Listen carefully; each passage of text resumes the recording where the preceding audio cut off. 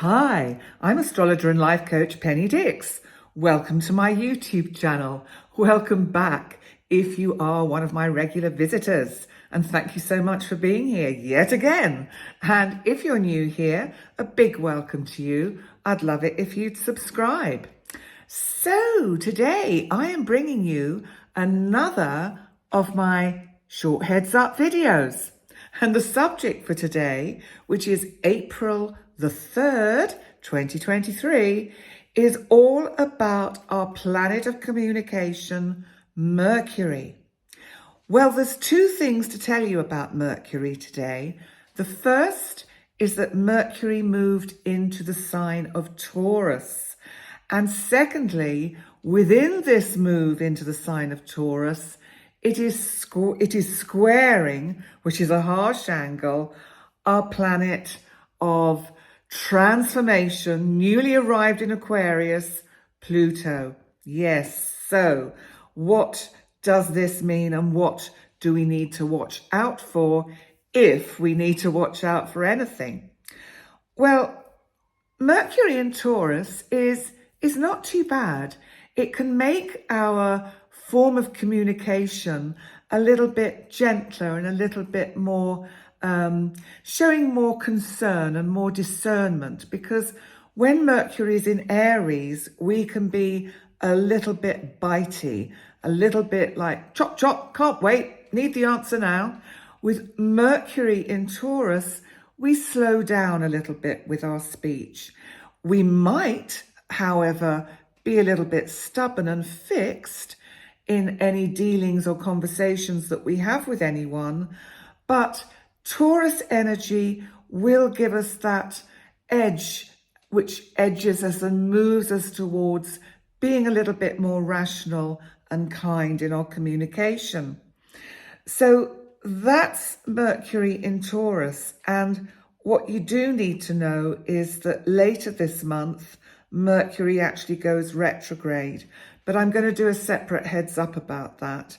And it'll be retrograde in the sign of Taurus. So let's look at what this square is to Pluto. Pluto, of course, is going through its massive toe dipping into the sign of Aquarius. Pluto, remember, is about power. It's about transformation. It's also,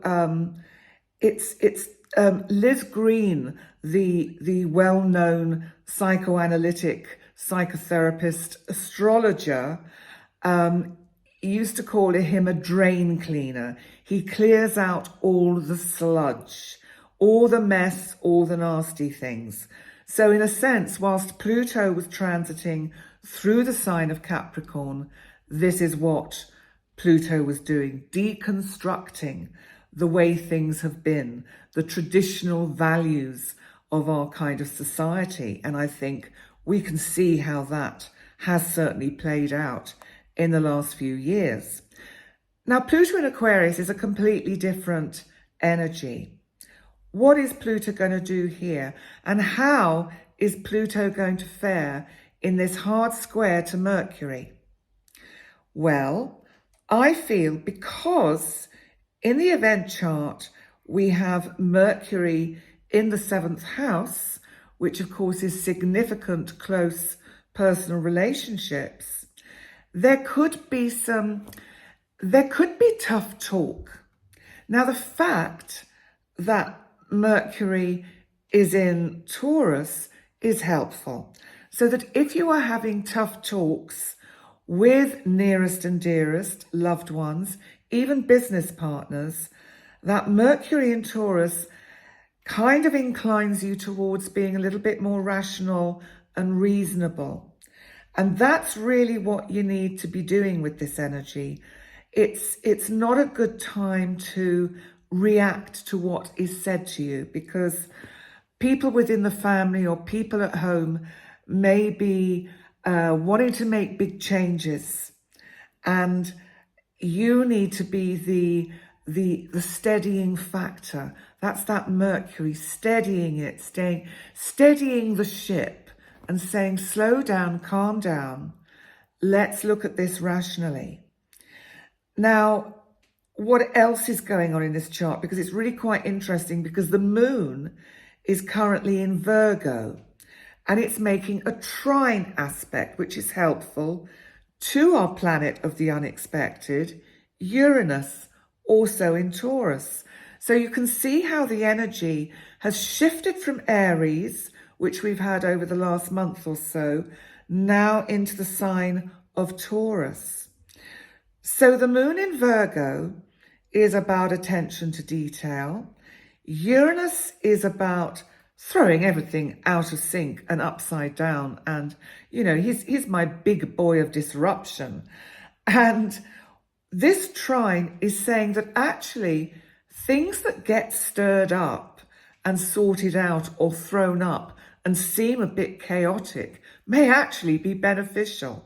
It may actually be a very good day for solving certain issues. And I think that with this Mercury energy newly arrived in Taurus, it is giving us a chance to reflect a bit better. So there's also something about this Pluto energy, which is making the square to Mercury. Try not to sound too, it reminds me of the sort of gentlemen of a certain age in the kind of 50s and 60s who had a little bit of what I call pomposity about them. They puffed themselves up and said, you know, well, of course I know and I'm right. So it's actually about using that power that Pluto is giving you in a much kinder way. So bear that in mind. If you have things to say, things to discuss with nearest and dearest today, yesterday, over the next few days, be mindful of this Pluto square and don't get kind of grand in your kind of philosophizing about life or things. Try and look for the evidence. You know, Virgo, where the moon is, does look for evidence. So it's kind of out on a limb in this chart saying, look for the evidence. Make sure you have the facts before you start, you know, kind of spouting off about what's right and what's wrong. And of course, we may see this a little bit on the world stage, because in the event chart, Virgo is actually in the 11th house, which of course can be the community at large. So it kind of brings that in. And so we might see world leaders being a little bit pompous and saying, well, I told you that would happen. So just be mindful of that. It's an energy that will come and go in a few days. And it's just really to give you the heads up and actually a reminder to be kind. Okay, thank you so much for joining me for this short heads up video. Please remember to like, comment, subscribe, share, all those amazing things you all do to support me. Just a quick heads up on my back, it's improving. And thank you to all the people who have sent me wonderful concoctions and remedies and healing from afar. Thank you, it's working. That is the power of collective intent. So many thanks. So I look forward to seeing you for another video, heads up or whatever, very soon. Thanks for joining me. Bye for now.